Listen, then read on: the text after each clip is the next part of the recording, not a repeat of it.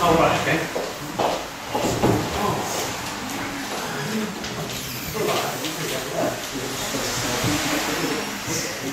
I don't need to unpack them next.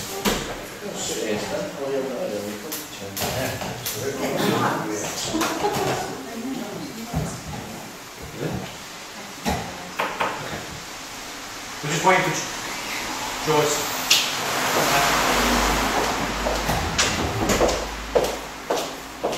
I always like to make a grandma swear, yes. I've obviously got obviously I've got the word. I don't care.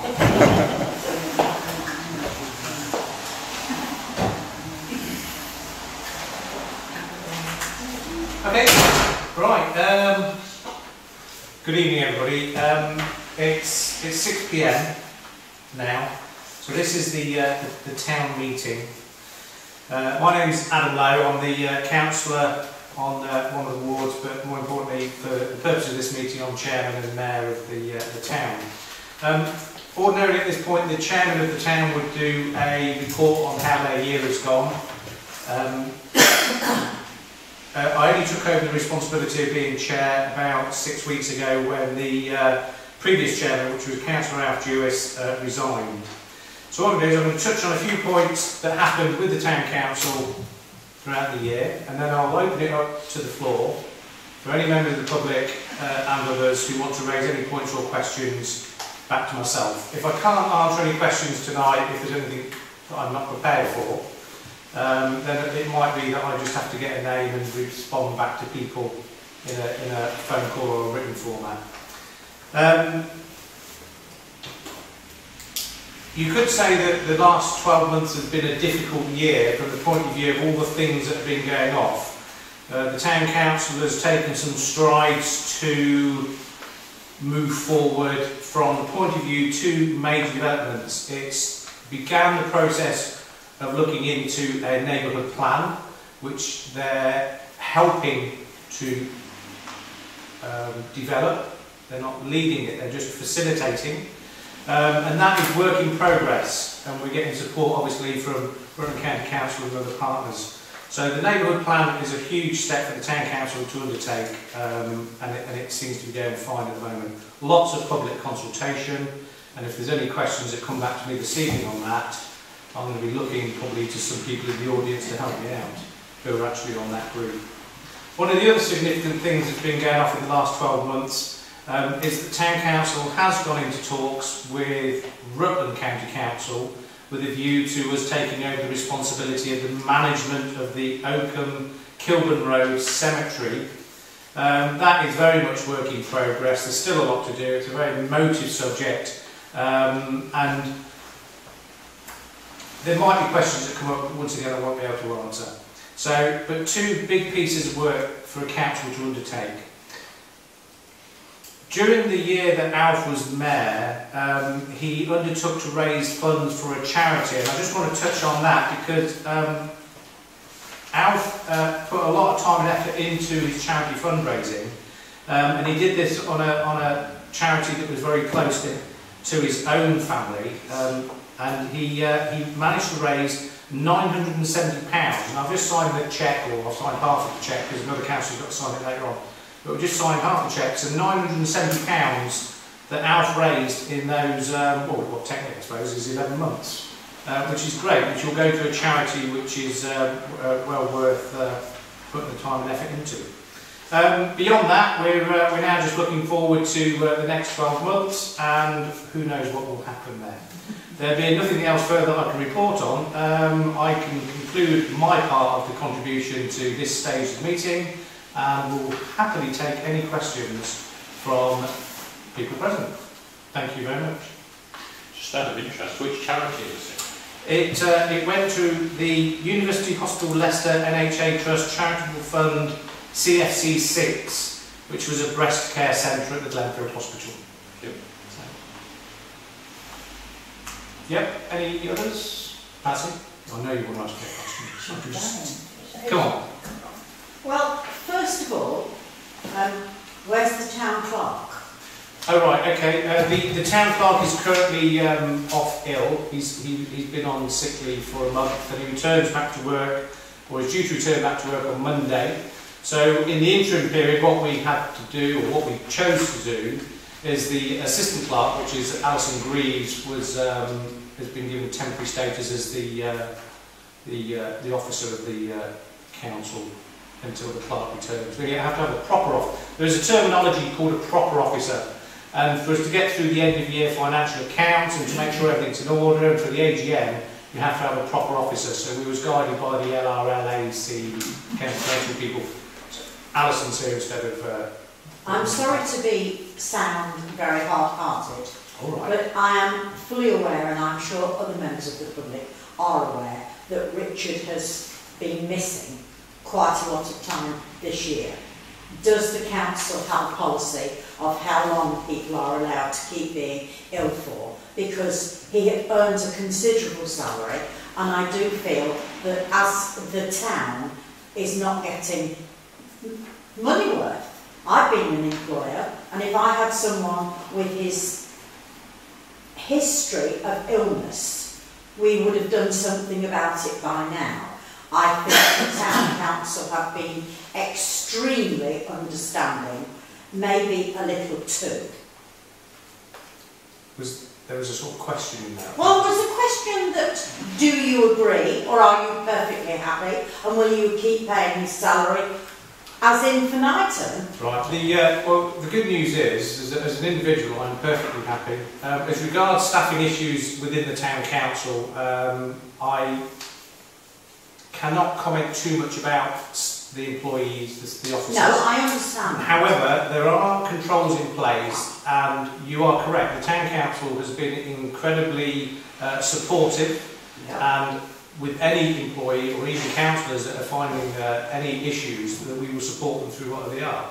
There are procedures in place where at some point there does become, how can I describe it, a tipping point. Yes. And I can assure you that the town council will abide by its procedures and actions. And to give an example, when the clerk went off ill, it was at a crucial time of the year. And the main focus of the councillors and the council is to make sure the council can still function. So we then called immediately a staffing committee meeting, and we put in place controls to make sure that the council could still function, which obviously does incur a cost to a degree, but we did it with minimal spend, even though there was an amount of money that we could have spent. But there are controls, there is a due process, and that due process is being followed. Good. So that's really all I wanted to know, because it just, from an outsider looking in, it just seems to be an occurring problem. Yeah. And I want the town, like I'm sure everyone here, to have the benefit of a good town clerk. Absolutely, yes. And I know Alison has stepped into the bridge and does a very good job, but I still am quite concerned and wanted to flag it up. Okay, I appreciate you doing that, yeah, okay. Can I continue? Does anyone else? Yeah, I think so, yeah. I am aware of the town plan, and I am absolutely delighted that you are the neighbourhood, I didn't call it the right thing. The neighbourhood plan. Neighbourhood. Yeah, we know, I think we know. Right, you know. Yeah. And I was the person that brought it up last year of why you haven't started, and I am delighted the way you've got going. I do ask a question of, is it too soon for you to tell us where, when you get the 106 money, you would be focusing on, or is this too soon in the process? I would say at the moment it's probably too soon, because the main thing is we're doing is we're still in the consultation, and because the plan is technically being owned by the people, that's my understanding of the town, that at this point there's no way we could begin to preempt what the community would want. The main thing was to get a neighbourhood plan in place with the help of the people to guide us as much as we help guide them, and then cross those bridges when we come to it. And there were certain things to do with, there were some issues over boundary changes and boundary applications that were going off with local communities, so it was getting over those hurdles. So yeah, when that point comes up, there will be full consultation. So yeah. Any more? Martin was... Yeah, I was looking at... Mr Brooks, Councillor Brooks or Martin? Martin is Martin, fine. I looked at the agenda to see if there would be an appropriate time at the AGM to thank Alison for how she has once again been dumped right in it, and she works extremely hard, and I thought that maybe this is the appropriate forum as the town meeting just to say thanks Alison for putting up with me and others. Okay. No, thank you, Martin. It is true that, I mean, the fact that the assistant clerk has stepped up and has helped the council move through this period of uncertainty, I'll call it. She's done an admirable job, and I mean, to a certain extent, that's a testament to her training, and also there has been support from councillors that have been there. So and so far we haven't missed anything. We haven't got anything. You know, everything is on target. So. Chairman, yep. I call you chairman and not chair. Call me a taxi. Piece of furniture. Yeah. Okay. Can I just add that some councillors have worked jolly hard, and can I just say that the finance group committee have worked extremely hard in the last 12 weeks. Yes. And I think those people should be also added to Alison's thank yous. Okay, yeah, no, that's a good point. Thank you for that, Joyce. Yeah, and for members of the public there here that don't know, the finance working group consists of Councillor Michael Elliott and Councillor Michael Haley, and they both put in a lot of time and effort. I mean, it's right. I'm quite pleased that these guys haven't got jobs. No, but these guys are in a retired position, and they're committed above and beyond the hours than probably what some councillors perceive what they should be doing. But they seem to do it with panache, enthusiasm, and they certainly are doing an excellent job. It just reminds me actually that one of the things that we did have a great success on recently, which I failed to mention, if we're going to be acknowledging the work of what this council does, because it's too easy for us to focus on the negatives. And in actual fact, recently, for those people that attended the Queen's birthday beacon lighting event in Cuts Close, the success of that rests with councillors again, and that was with the support of primarily Vince Howard, Councillor Vince Howard, with support. There were other councillors in the background helping as well, but I'm going to leave it at Vince's door saying that he put in a lot of time and effort, and it was interesting how he was able to turn out of the community, the townspeople of Oakham, a lot of volunteer and goodwill support, and certainly that from Campus College. So it just goes to show that it's not just us councillors here that put in the effort, but the members of the public. I know you, Pat, have always been doing a lot for the community as well. So it is important. Yeah, any other questions? You alluded a few minutes ago to boundary changes. I'm aware that there was some consultation, I think, regarding shifting parts of the Barleythorpe parish into Oakham. Yes. Can you report on how that's progressing? All I know is that the Barleythorpe put in a request to become a parish. Is that correct? I'm just going to look to one of my colleagues, Michael Haley here, who's on the neighbourhood plan, and they made an application to have their own parish. I thought they already were. Michael, do you want to just help us out on this? Just to clarify. Michael Haley is involved on this. Yeah. From boundary expertise. There's two issues. One is a neighbourhood plan boundary, and that includes Barleythorpe and a little bit of Eggleton on the Oakham side of the bypass. That's one thing. The parish boundary, once Barleythorpe at the moment have a parish meeting, not a parish council. And what's happening at the moment is that Rutland County Council are looking, and they've had a number of options. One which would be to absorb Barleythorpe into Oakham Parish, that'd be all one parish council. Another one is to split Barleythorpe, Parkham here, and a separate small parish. And the other one is to leave it as it is and for them to become a parish council as opposed to a parish meeting. That should be determined, I believe, by April 17. But it's complete. There has been a bit of confusion between that and the neighbourhood plan boundary. The two things are completely separate. Okay, thanks for the explanation. Because who actually will be making the decision then? Rutland County Council. Okay. Yeah, Rutland County Council sort of control that sort of thing. So, Martin. Yeah, I think the boundary for the plan has been set. I believe Mrs. Briggs made that decision, but as we're here at a public meeting, I have concerns about that because as an Oakham resident, I knew it was going on, but I received nothing. And it says on the website that residents from Barleythorpe and Oakham were consulted.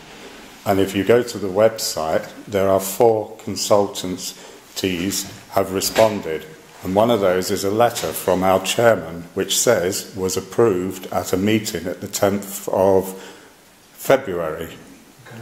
That letter didn't come to council. So I'm not happy with at the moment, the way the neighbourhood plan, not from the group, but the way it's being handled, and I hope that When you consultation... handled at county council level? Or? I believe so, yes, county council level, the way that consultation apparently went ahead, I don't think it was done... Okay.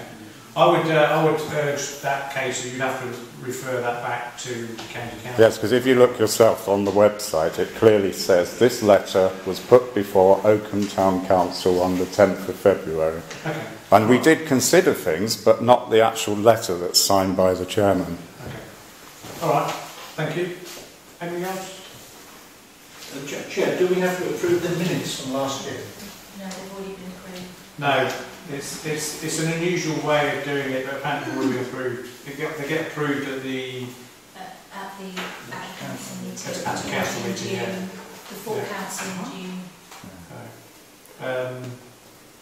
Martin. Yes, I think that needs to be looked at because this is not a council meeting, and I was surprised that they were approved at a council meeting. I can see possibly where the mistake came, and it was the former chairman.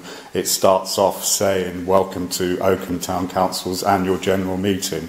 So that could have been the mistake, but this is not officially a council meeting. The minutes should have been approved here.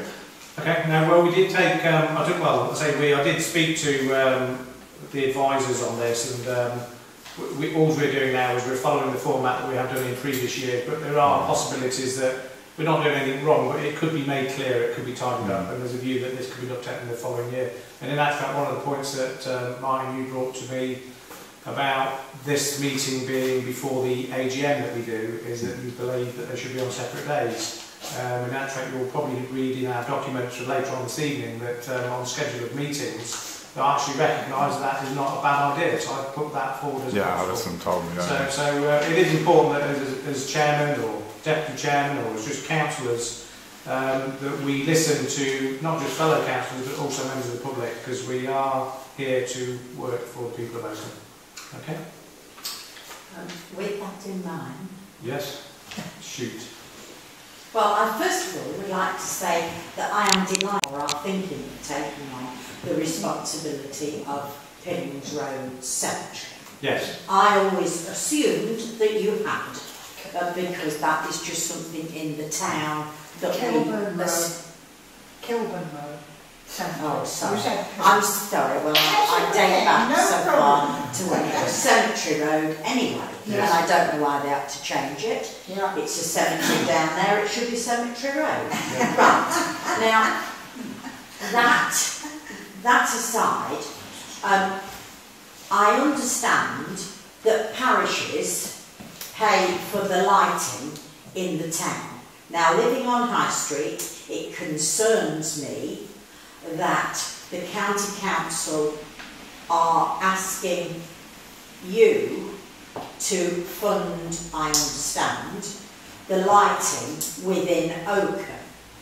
Now, I always felt perfectly safe because the main 606 goes through the town and therefore you can't turn the lights out on the highway. But now we have the bypass, maybe I'm wrong, and that isn't now the main 606. So how far down the line have we got, and am I speaking out of turn because I happen to know something? No, you're not speaking out of turn. I think you know as much as everybody else does in some regards to this. From the point of view of the road out there would be classed as highway. It wouldn't, just because the bypass is there. The highway isn't just the main route; it is road. So There's no plans that I'm aware of whatsoever to turn off any lights. It is true that Rutland County Council spoke to myself and Councillor Jewett, or Mr Jewett now, when earlier on this year, and one of the topics of discussion was lighting. And what it is at the moment is that Oakham Town Council, as a parish council, is one of the very few councils that actually contributes anything to the lighting of the town or the area. We have our own 6 lights on Cuts Close, which we manage and maintain and pay for those.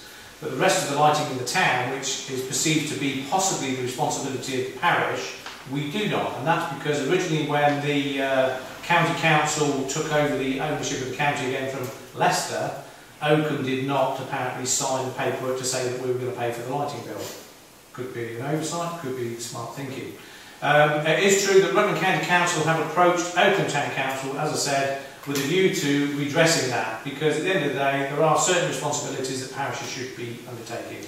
At the moment this is purely in early stages of, we want you, basically, RCC, we want you, Oakham Town Council, to take over paying of an electricity charge for lighting. Figures, if you wanted figures, I could pluck a figure out of the air, but I don't do that. I'll give you the most realistic figure they gave me, which is around about £17,000 a year, because I've got nothing to hide. And that figure was mentioned to me, and I don't think they have anything to hide, because we don't do that here in Rutland. So 17k was the figure that was mentioned. Eventually that will come to Oakham Town Council, and as a council, the councils will decide whether it's in our best interests. More importantly, is it in the best interest of the people of Oakham that the town council, the parish, takes on the responsibility of paying that lighting charge. There's been no indications, there's nothing to say that there will be lighting discontinued or anything like that. And at the moment, that's where it stands. They did actually say that in a meeting we had here. I won't mention the name of the councillor, but that was said to us in the meeting. There you go. So I'll repeat that. It did actually get said that if we didn't contribute, one of the things would be that we could turn some lights off. I think in actual fact my interpretation when I spoke to them was that the responsibility of maintenance would become an issue, because why should a county council be maintaining lighting, which is technically the parish's responsibility? And the county council, I believe, my understanding again from what I've heard, is that if we don't take on the responsibility of the parish lighting, that they will continue to do it, but up to the point when the lighting fails, they cannot guarantee they will have the funds to ensure they can maintain it beyond that point, which then means it will fall on our shoulders.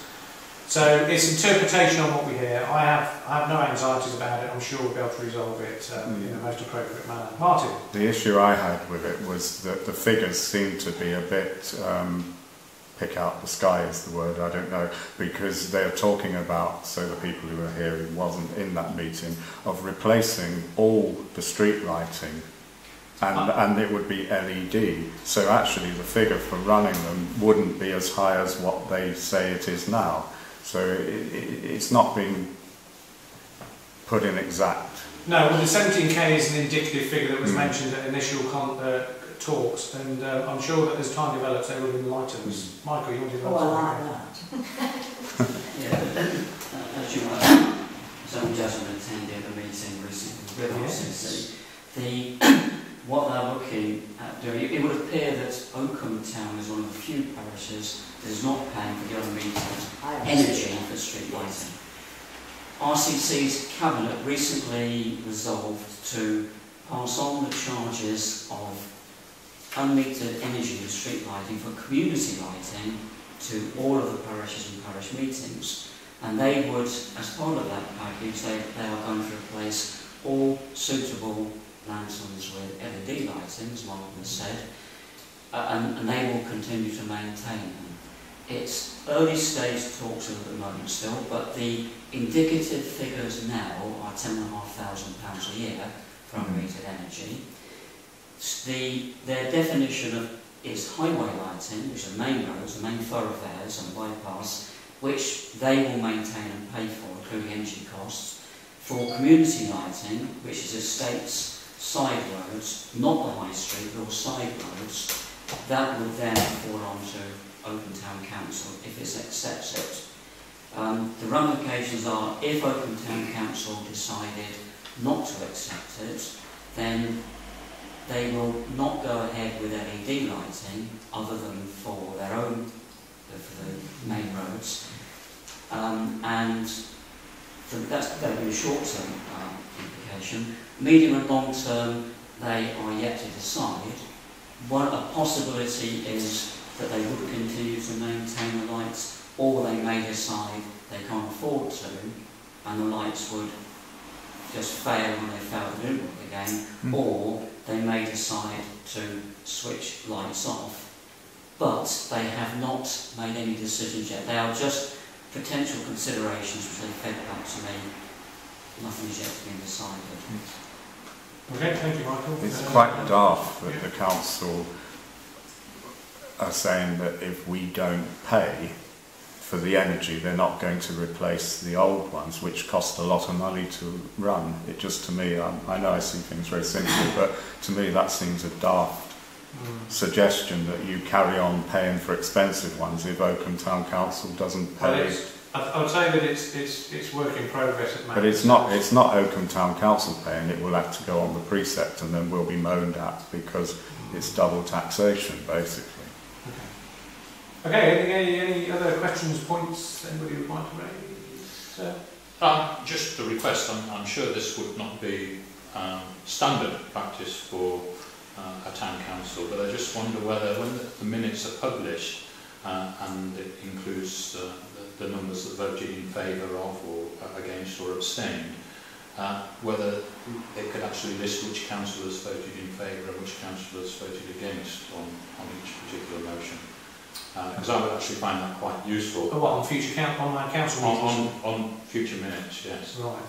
There is a point in minutes where we ask the council if they want to be named, and they can, at the moment, refuse to be named. I can check legislation to see if there's a requirement to enforce, but I don't think there is. I'm sure that there's not a legal requirement. I'm just thinking in terms of honesty and openness. That, yes. You know, as electorate, you might want to look back through the minutes and see how particular council has voted in your particular ward. We tend to have a default position at the end of an agenda item when we get to the voting point that anybody that votes against or abstains, we always say, do you want that minute in?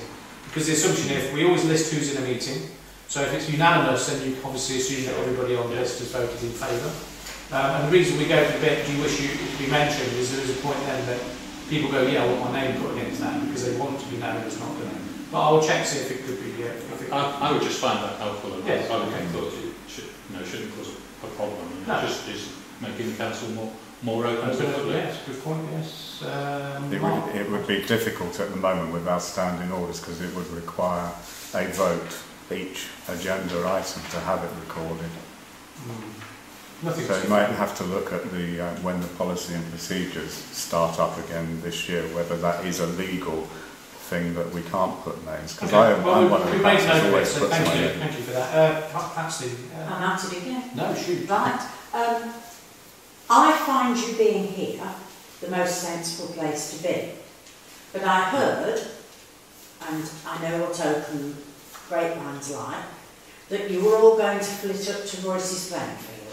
This was only a rumour, wasn't it? And it isn't going to happen, is it? There's two things. First of all, no, it wasn't a rumour. It was actually a consideration the council were having at the time to relocate up into our own building to save money, because it costs X amount of £1,000 to rent this. We had a building stood empty. However, the council have voted not to locate up into the and we are staying put. And the plan is that there's a working group looking into other options for that building. That would be to rent lease to another company, another organisation, blah blah, that sort of thing. So I am pleased. Yeah, so we're staying put in the Victoria Hall. Good. So am I.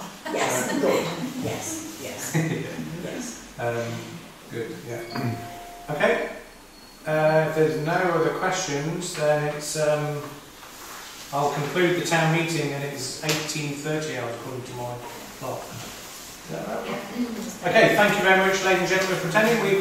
This meeting is now finished, but we are having our a town council meeting, the AGM sort of thing, where we go through the agendas which have been publicised. That starts at 7 p.m. for those that would like to hang around for that. That meeting is likely to take 2 hours. You don't have to stay for full 2 hours. That's directly to members of the public. The council will have to stay for 2 hours. Thank you. That's it. Thank you very much.